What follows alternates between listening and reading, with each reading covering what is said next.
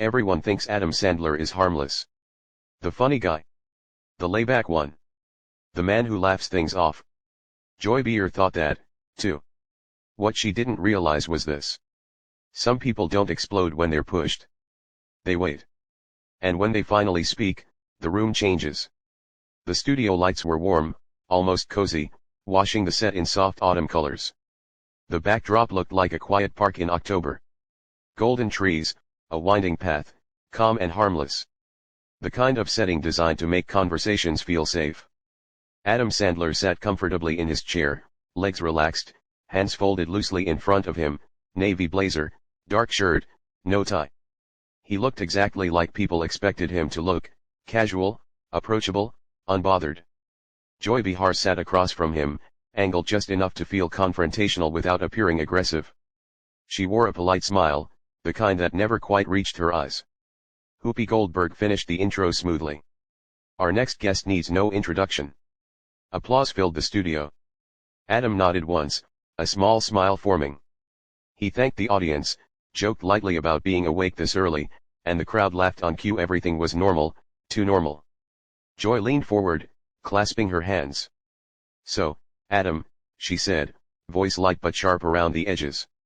You've been making movies for what, 30 years now? Adam smiled. Something like that, yeah, and you're still doing the same kind of roles, Joy continued. The funny guy, the man-child, the goofy voice. Ever get tired of that? The question landed gently, but not accidentally. Adam tilted his head, considering. I don't know. People seem to enjoy laughing. I do, too. A ripple of laughter from the audience. Joy didn't smile. But don't you ever want to be taken seriously? She asked. I mean, real actors chase challenging roles, awards, legacy. Adam shrugged. I like making people laugh on a Friday night. Joy nodded slowly as if indulging a child. That's nice. But some people would say that's playing it safe. Adam didn't react.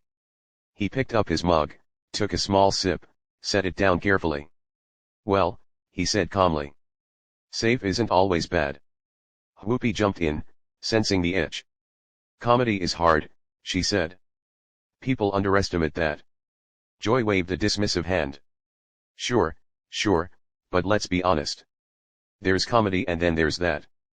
She gestured vaguely as if Adam's entire career could fit inside the motion of her wrist. The audience laughed again, this time more uncertain. Adam's smile stayed in place, but it thinned just a little. You know, Joy continued, some critics say your movies are comfort food. Empty calories. Fun but forgettable. Adam nodded slowly. Comfort food feeds a lot of people. Joy raised an eyebrow. So, you're okay with not being important? There it was. The first real push. Adam looked at her. Really looked this time. Not offended, not angry, just attentive. I think if someone laughs with their kids, he said evenly. That matters. Joy leaned back, crossing her arms. That's one way to look at it. The room felt different now, quieter. The laughter had stopped coming automatically. Adam stayed relaxed, but something had shifted. His answers were shorter, his eyes steadier. Joy noticed. She always did. So tell me, she said, voice tightening just a bit. Do you ever worry that people don't take you seriously because, well, you train them not to? Adam smiled again. This time it didn't reach his eyes at all. People can think whatever they want, he replied. That's kind of the job. Joy studied him, clearly unsatisfied. This wasn't the reaction she wanted. Not yet. The conversation moved on to a new project, to family, to fame. But the tone had changed. Joy's questions grew sharper, more pointed. Each one just a little closer to the bone. Adam answered them all calmly, politely, patiently. But beneath the jokes and the relaxed posture, something was building. And Joy Behar, confident, comfortable, convinced she was in control, had no idea how close she was to crossing a line that Adam Sandler would not laugh off. Whoopi tried to keep the rhythm light. She asked Adam about his kids, his friendships, the way he'd stayed grounded in an industry that eats people alive. Adam answered with that familiar, low-key warmth. Short stories, little jokes, a shrug that made the audience feel like he was one of them. But Joy wasn't done. Not even close. She kept watching him the way a person watches a door they plan to kick open. So Joy said, tapping a finger on her cue cards. You've worked with the same circle of friends for decades. Rob Schneider, Kevin James, David Spade, the whole crew. Adam nodded. Yeah, they're my guys. Joy smiled.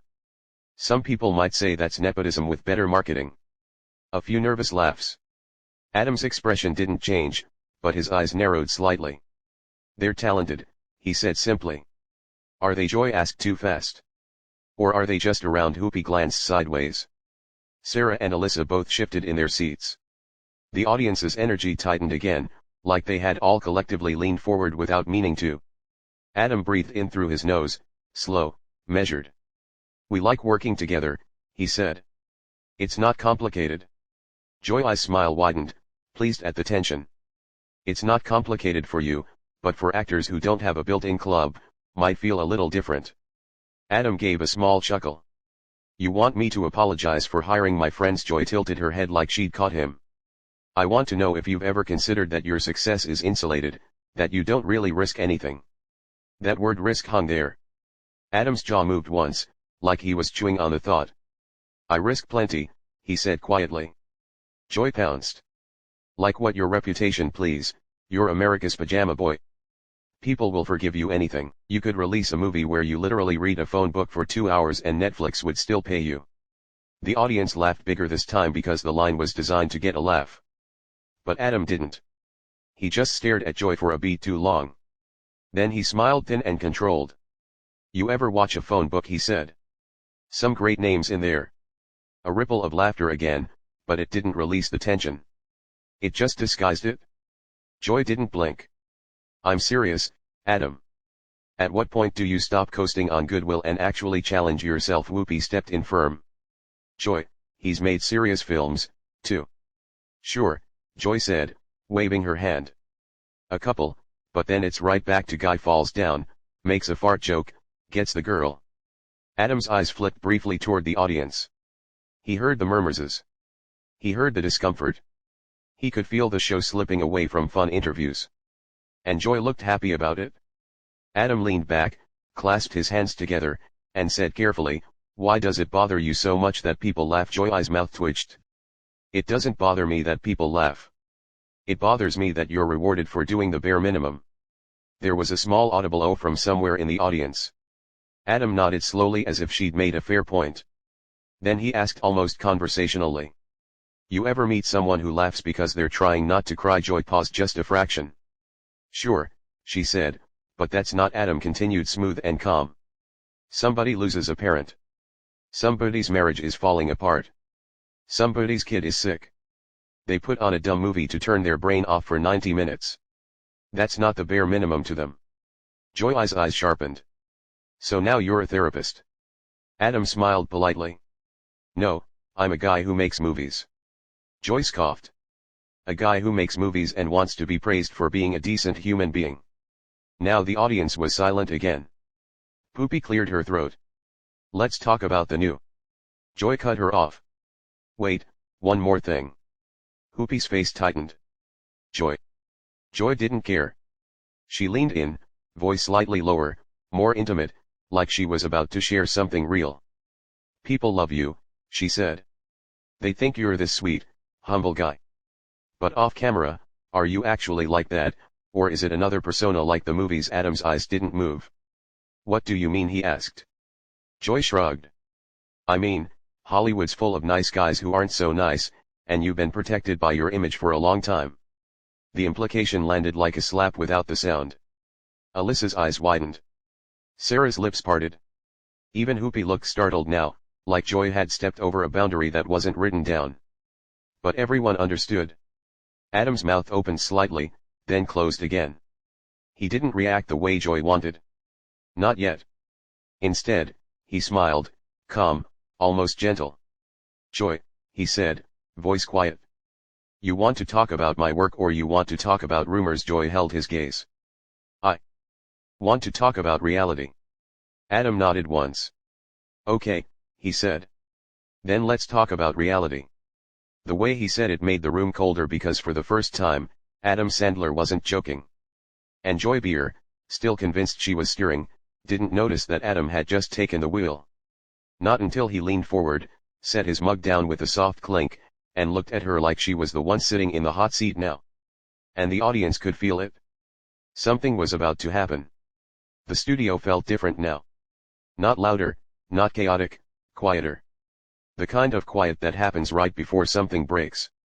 Adam leaned forward, elbows resting lightly on the table, hands folded.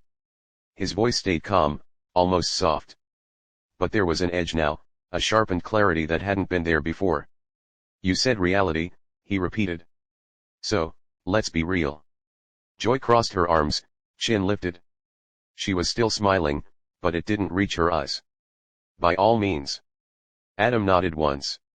Reality is, I've been doing this for over 30 years, and in that time, I've learned something. Joy raised an eyebrow. Oh. Adam looked straight at her. Some people don't want answers. They want reactions. A murmur rolled through the audience. Joy laughed lightly. That's a convenient excuse. No, Adam said, still steady. It's an observation. Whoopi shifted in her chair. Okay, let's Joy cut in again. So, are you saying I'm baiting you? Adam finally smiled, but this time it wasn't friendly. It was precise, controlled. I'm saying, he replied. You're not actually curious about me. Joy leaned forward. You don't get to decide my intentions. Adam didn't flinch. I don't have to. Your questions do that for you. The audience reacted audibly now, an uneasy mix of gasps and scattered applause. Joy's tone sharpened. You came on this show to promote a movie. This is part of the deal. Adam nodded. Sure. Talking about the movie, not my character assassination. Joy scoffed. That's dramatic. Adam tilted his head slightly. Is it? He paused. Let the silence work. Then he continued slower. You called my work lazy. You implied I don't take risks. You suggested my personality might be fake. That's not critique. That's provocation. Joy's smile faded for the first time. I'm allowed to challenge guests.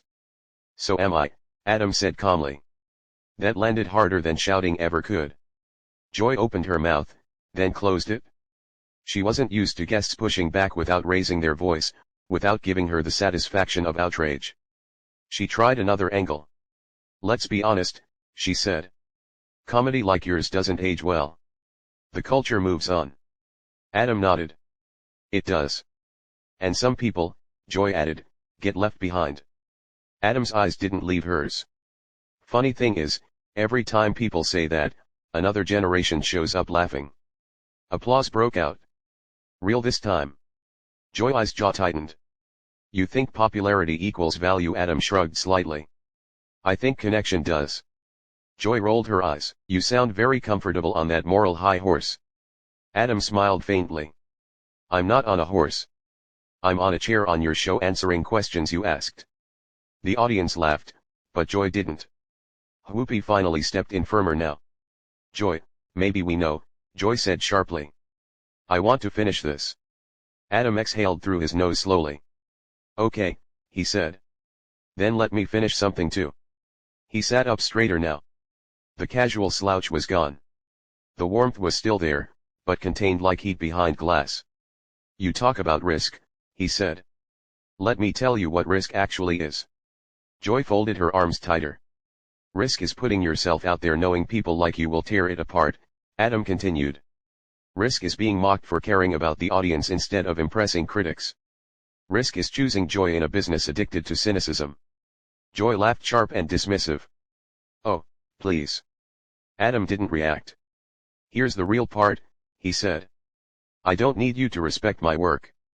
I just need you to stop pretending your disdain is intellectual honesty. The studio went dead silent. Joy's eyes flashed. Excuse me, Adam met her gaze evenly. You don't like what I do. That's fine. But dressing it up as some moral failing. That's lazy. A collective "oh" rippled through the crowd. Joy's voice rose. You come on my show and call me lazy. Adam shook his head. No, I said the argument is. Joy pointed at him now. You think because you're beloved, you can talk down to me? Adam's voice dropped, cool, sharp. I think because I'm sitting here calmly while you keep escalating. The audience can see exactly what's happening. That was the moment Joy leaned back, lips pressed thin. She glanced briefly at Whoopi, then back at Adam. You know what, she said. Maybe you should take your sensitivity back to your sandbox movies. A few gasps, a few uncomfortable laughs. Adam looked down at the table. For a second, it seemed like he might let it go. Then he looked back up and the smile was gone. Joy, he said quietly. I've been respectful. I've answered every question. I've taken every jab. He paused. But I don't sit through insults disguised as commentary. Whoopi's eyes widened. Adam. Adam held up a hand. Not aggressively, calmly. I'm done being a punching bag, he said. The words weren't loud. They didn't need to be. Joy opened her mouth to respond, but Adam was already standing. The audience erupted, half applause, half stunned silence. Adam picked up his jacket, looked once more at the table, then at Joy. Good luck with the rest of the show, he said evenly. I hope the next guest gives you the reaction you're looking for. He turned and walked off the set. Cameras scrambled to follow him. Joy stared after him, stunned, and for the first time that morning, she had nothing to say. The applause didn't stop when Adam Sandler disappeared behind the curtain. It grew, not wild, not celebratory, uncomfortable, heavy, pointed. Joy sat frozen, one hand still hovering above the table, as if she'd been about to make another point. But the moment had already moved past her. Whoopi broke the silence first. Well, she said carefully, eyes following the empty space Adam had left behind. That escalated. Joy forced a laugh. If someone can't handle tough questions, Whoopi turned toward her slowly. Those weren't just tough questions, Joy. The studio went quiet again. Joy shifted in her chair. So now I'm the villain. No, Whoopi replied. But sometimes pushing isn't the same as probing. Joy opened her mouth, then closed it. She glanced toward the audience, expecting support. What she saw instead were divided faces, some stunned, some nodding, some clearly siding with the man who just walked away without shouting, without swearing, without begging to be understood. A producer's voice crackled faintly through the studio speakers, unheard by viewers, but impossible to ignore for the panel. We're moving on. Joy straightened her notes, jaw tight. Fine, let's continue. But the energy was gone. Every joke landed flat. Every transition felt forced. The empty chair beside Joy wasn't just noticeable. It was loud. Backstage, Adam didn't stop walking. A staff member tried to speak. He nodded politely and kept going. No rant, no victory speech, just a quiet exit. By the time the show cut to commercial, clips were already spreading online. Adam Sandler shuts down the view. Sandler walks off after Joy Behar clash. Calm, controlled, final. Joy would later say the interview was spirited. Adam wouldn't comment at all. He didn't need to because sometimes the strongest statement isn't the last word. It's knowing when to leave. Adam Sandler didn't raise his voice. He didn't trade insults. He didn't stay and perform. He stood up and walked away.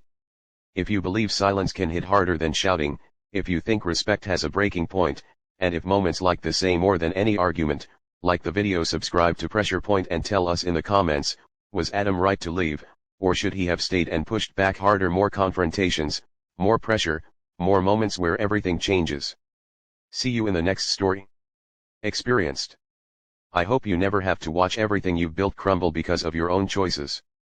I hope you never have to claw your way back from rock bottom while the world cheers for you to fail. But if you ever do find yourself in that position, I hope you meet more compassion than you've shown me today. Because everyone deserves at least that much, even people who've made terrible mistakes, even me. With that, Charlie Sheen walked off the stage with a dignity that seemed to surprise everyone in the studio, perhaps even himself. The audience sat in stunned silence. The cameras kept rolling, capturing Joy Behar sitting at the table with an expression that was difficult to read. Somewhere between defiance and the dawning recognition that she had perhaps gone too far. What had started as a promotional interview for a small independent film had become something far more significant. A man who had been written off as a joke, A cautionary tale, a symbol of self-destruction, had stood up and demanded to be seen as something more. Not a saint, not a victim, just a human being trying to be better than he was. And as the studio fell into uncomfortable silence, one thing was absolutely clear. The man who had once declared himself to be winning had finally learned what winning actually looked like. And it had nothing to do with tiger blood or Adonis DNA. It was simply the quiet courage to keep getting up no matter how many times the world tried to knock him down. What do you think about this incredible confrontation? Was Joy Behar out of line, or was she just doing her job? Drop your thoughts in the comments below. And make sure to subscribe for more stories that will absolutely leave you speechless.